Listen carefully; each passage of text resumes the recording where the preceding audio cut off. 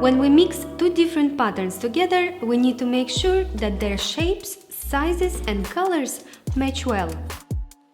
All patterns can be divided by the ones that have rounded, soft shapes and those that have straight, geometrical shapes. As an example, let's take these most popular patterns. The floral, polka dot, paisley and leopard are the ones that have rounded shapes and soft lines. The stripes and plaid have geometrical shapes and straight lines. You can bravely mix rounded with rounded patterns and geometrical with geometrical patterns. This way, you will get the most harmonious combinations, although there are a couple of exceptions that relate more to the style rather than the shape of the pattern. For example, a paisley print that looks more casual and bohemian doesn't look good with sexy and rock and roll leopard. They just have very different styles. Some but not all rounded patterns can be mixed with the geometrical ones. For example, stripes go well with all kinds of prints. On the contrary, plaid is not so versatile, and besides going well with stripes, it can only be matched with a paisley pattern.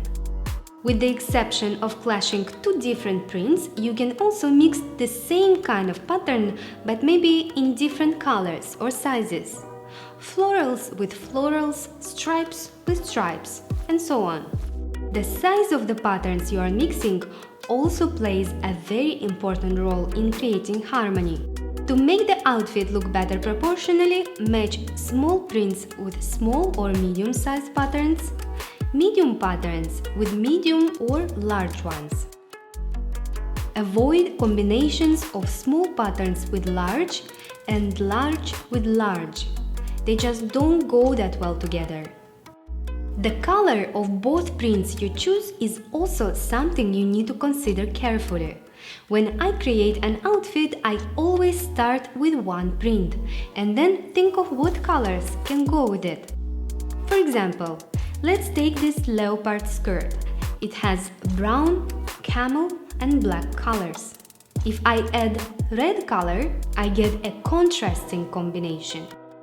If I add gold color, the combination will be more muted and calm.